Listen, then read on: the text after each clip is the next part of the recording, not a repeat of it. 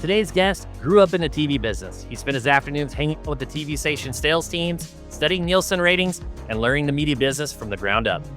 Years later, he helped run a 40-station broadcast network before launching his own personal injury practice.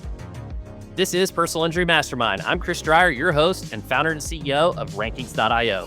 Mike DePasquale brings a rare insider's view to legal marketing, and he puts in the work to building a firm across multiple states. Explains why broadcast television in secondary markets is still a very strong option for growing firms. Television is still a really good way to reach mass audiences. Now, you don't have necessarily the modern targeting that you're pitched with OTT. And my deal was things, all marketing. Back up here, sports were a big part of my youth growing up, and I played football through college. And one thing I learned through sports, I had a ton of failures in sports, more failures than successes. But was that the teams that I was on that did good, we really focused on what I'll call the blocking and tackling. So the football example, if you can block and you can tackle, you're gonna win games. So I apply that to marketing, and I feel like the blocking and tackling of our space is still the traditional side, television, outdoor, radio, and then on the digital side, again, the blocking and tackling, the basics, the SEO, the under the SEM arena, pay-per-click. I've tried so many different things over the years that would be considered exotic. And I can tell you most of the time, I've not seen the success with those that I have using the holistic playbook of, the traditional blocking and tackling and the digital blocking and tackling. That's just me. That's my experience. You got to give me some of these examples of the exotic. Are you doing like guerrilla marketing? I was convinced I was like, this is gonna be the biggest thing we ever did. Probably 6-7 years ago. I'm like, hey, why don't we drive a little car out on the screen, her text with a short code, .mobile dial, short code on there. I'm like, this thing, no one wants to make phone calls anymore. This is my one man evidence, right? Which is a terrible idea. This thing is going to kill it. We got a grand total. We ran this for a year, maybe. One individual text came in through this. We're driving the little car out on the street. Did work. Okay. I'm not saying it's not going to work in the future, because sometimes, in my opinion, with marketing, you're into things too, the time's not right for it. Okay. There was a time when, the phone book was so prevalent. There were other forms of marketing that today might be SEO. Well, at one point when people had dial-up modems and the first guys were optimizing their websites, it may not have been returning to the degree that it is today. I don't know. Is that true or not? I'm asking you, right? The work guys doing it just wasn't, the timing wasn't right. And someone declared that a failure. And they were wrong, because it's not a failure. I know you can't dip your toe into TV, or you can't go put one billboard up and try to expect to see success. You can't do it with SEO. You got to commit to it.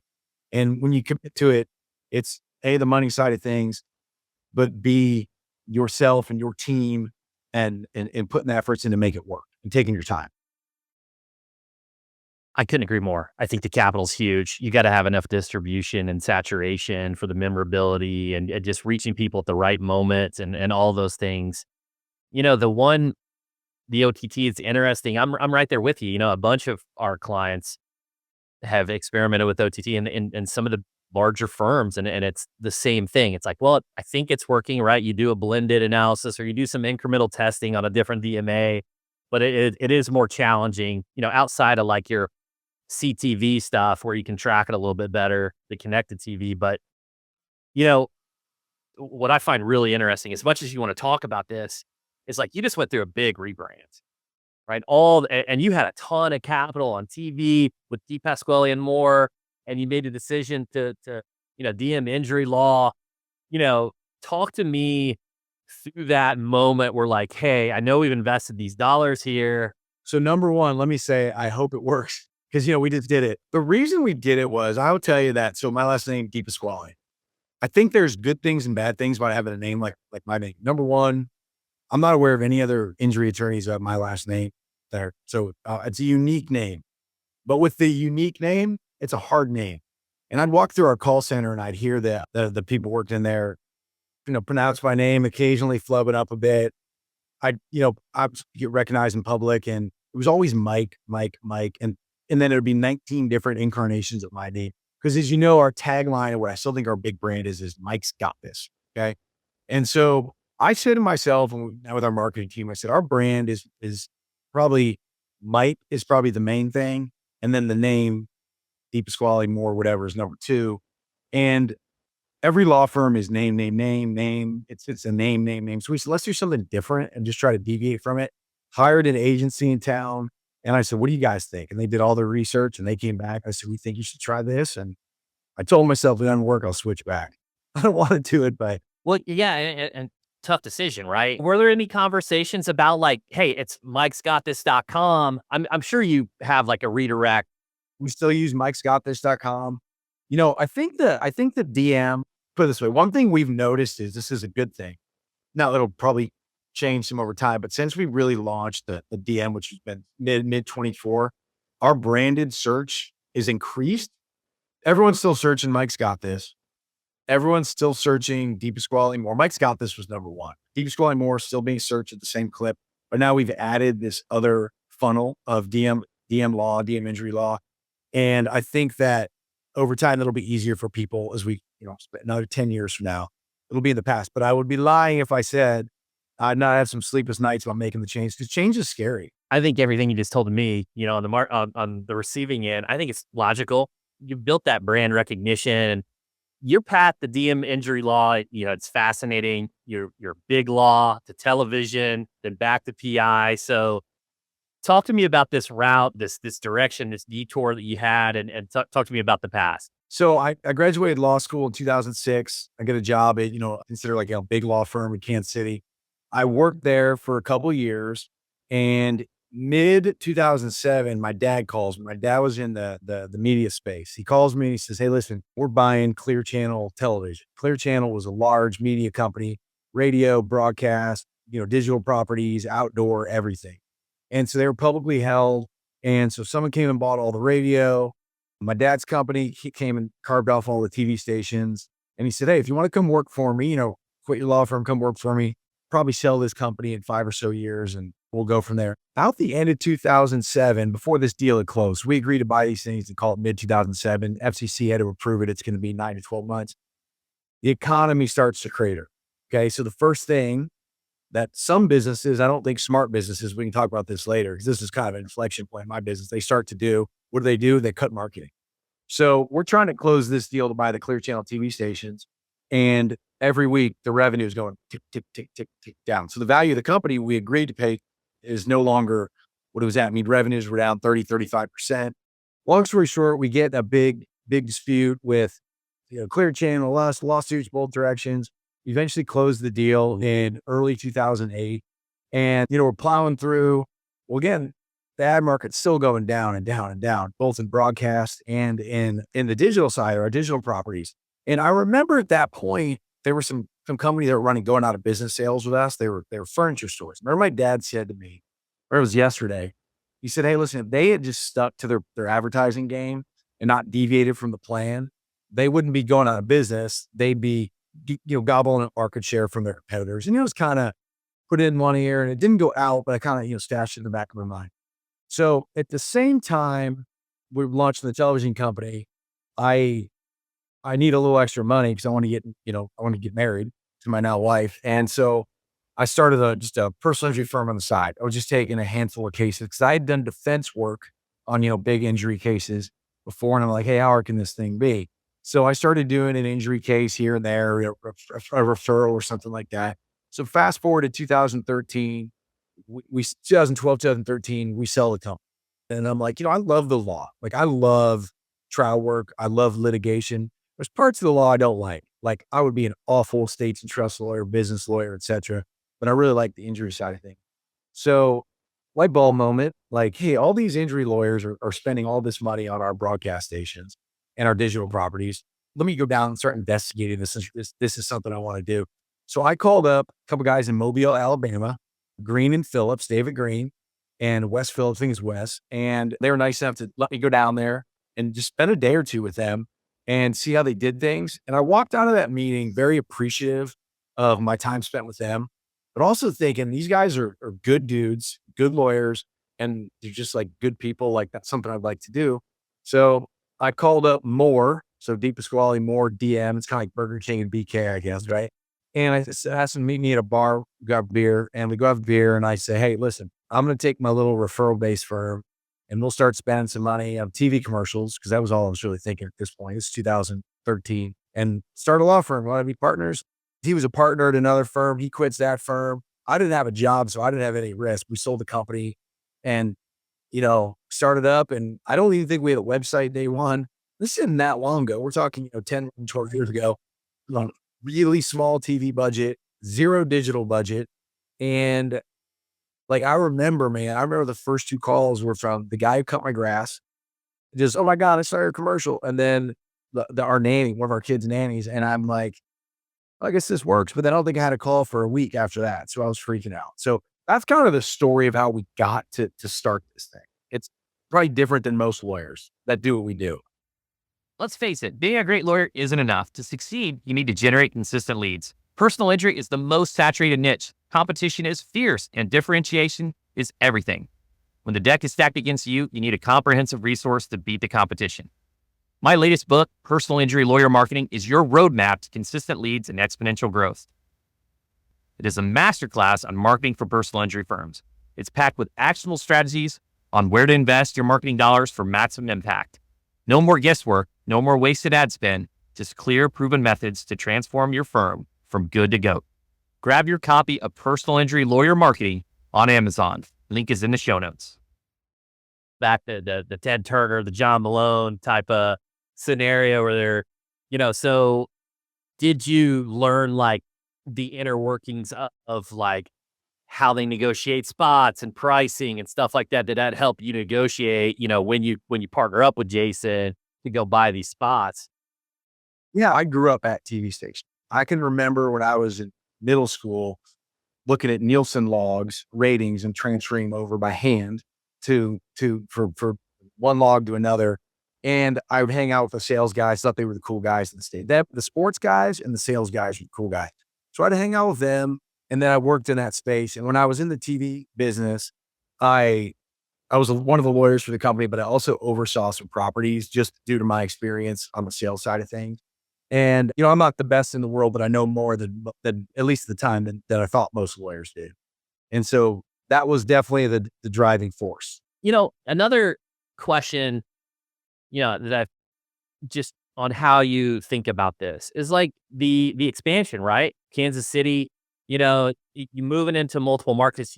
You said yourself, like, hey, it's capital intensive and the brand compounds over the years. So it's like, your economies and your case acquisition costs, year 3 might be cheaper after that brand's established. So, how do you make that decision? Like, we're gonna go Kansas City and St. Louis are kind of,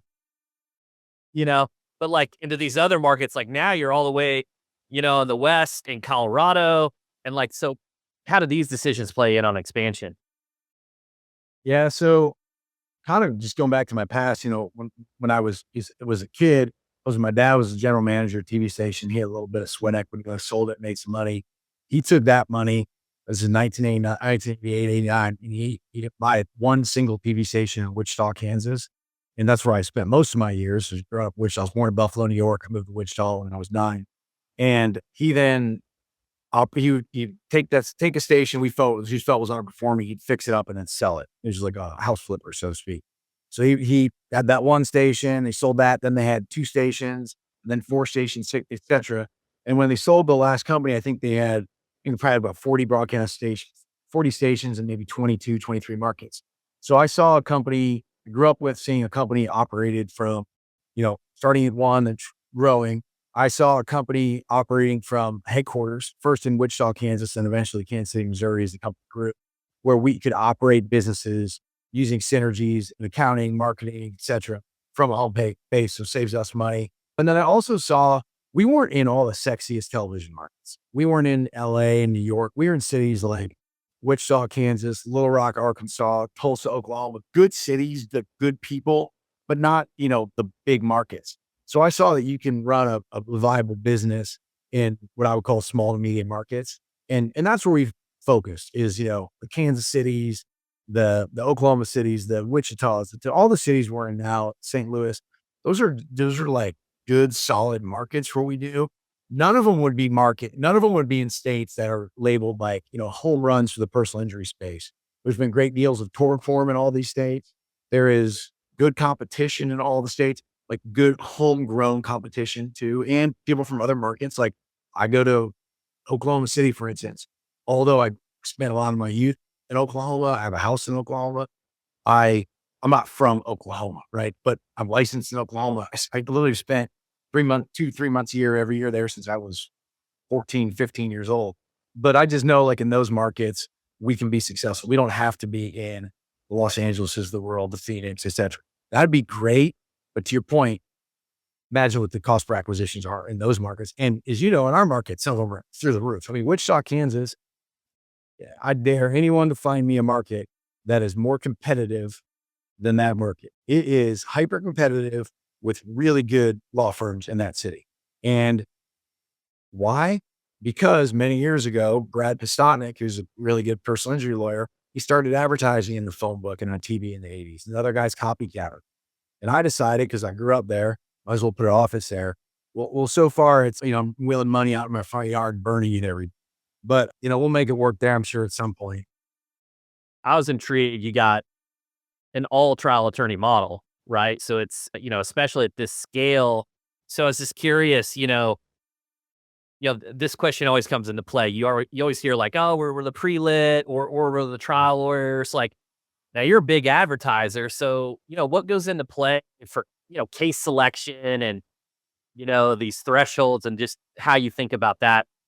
So we do both. I've been told I'm crazy for litigating cases and I should just send them all out. I could be totally wrong. But to me, it was important that we had people here. Like I worked doing litigation and trials like a big firm, like representing big injury cases. And I really liked it. And I still do like it. And for me, I was like, when we first started the firm and I'm, answering the phone, handling all the cases, cleaning the toilets, playing paralegal, being the CMO, all that stuff. I was pre-lit. Where comp case came in, sure, I'll figure it out. So it was important to myself and Jason Moore that we were going to have our own standalone litigation department. We do have a pre-litigation department here, but we have a litigation department as well. That's, I don't know, 10, 12, 14 lawyers. I think we're mid-60s lawyers right now. That those folks in there are all experienced litigators, numerous trials under their belts, wins and losses. You can't win them all. It was ego is not the right word. It was more of a pride thing. I wanted to have that department at my firm. And again, there's guys who are very successful who I'm friends with who said, you're crazy. And I haven't listened to them yet. We're going to keep litigating cases. We're going to keep trying cases. It's important to me. I think it makes for a well-rounded firm. I 100% respect that. And that goes back to the college days and you competing, right? And that's the way to compete in trials. It's a zero-sum game. There's a winner and a loser. So, I appreciate that. How do you think about, finding good talent, recruiting good talent, keeping your A players just on that labor side? Man, you know what? Is like any business job. That's something that I thought about when I thought about getting into this space. And the things that I thought were going to be my issues have not been my issues. And the things that I didn't even think about have been my issues. Like lawyers, for instance. When I graduated from the University of Kansas Law School in 2006, we had about 165, 170 kids in my graduating class. They're down to about 120 per class, and that's intentional. And that's kind of been all the law schools we recruit from have kind of declined in enrollment, but it was intentional. So we're dealing with a smaller talent pool, or I would say a smaller pool of lawyers than we were X amount of years ago. That's hard. Being in the personal injury space, we do face the stigma of like, ambulance chaser. Cause when I was in law school, I don't even know if I knew what a personal injury law firm was. Like I wasn't cognizant really of that until I started, working at a law firm and defending cases. And so I think there's still something when you go to law school, most places, your goal is to go work at the big white shoes law firm, get paid as much as you can, be able to brag to all your buddies, you're working at this firm or that firm, the firms that people are like, ooh, and they are. Okay. Well, the general public doesn't generally ooh and ah over you working at a personal injury firm. Okay. Cause they just don't know any better, that it's a great job. You get to help people out. It's fun. Like I love coming to work every day. I didn't love coming to work every day when I worked at the more traditional law firm, silk stockings, white shoes firm, whatever you want to call it. So it's hard for us to find lawyers. We've had to broaden and go to many different places. We've also kind of pivoted in what we do with a lot of our pre-lit lawyers, not as much the lit, is we like to hire people straight out of law school and train them, as opposed to hiring lateral hires. Not saying a lateral hire won't work, because that was technically a lateral hire. But we feel like we also increase what we pay our first year lawyers. We wanted to get in where we were competing with the silk stockings firms for those attorneys. So we, as far as I know, pay our lawyer, our first and second, third year associate types more than they would get at most personal injury law firms out of the gate. I don't make it out of the gate as much of an eat what you kill model. That kind of develops later as you've been around a while. I don't want to chase people away after 6 months because they're worried their salary is going to go to, 25% what it was after their first year. So that's that is nail on the head for me. It's my biggest challenge is the people. I don't care what business you're in. It's the people. You know that. I mean, you guys have really built up what you guys do, and you went and brought in like experts in other areas. And I think they're great of you guys to do that. Thank you. Thank you. Everyone thinks they have great people in the beginning, right? And then you get 20 people and you get 100 people, and then like your standards continue to rise.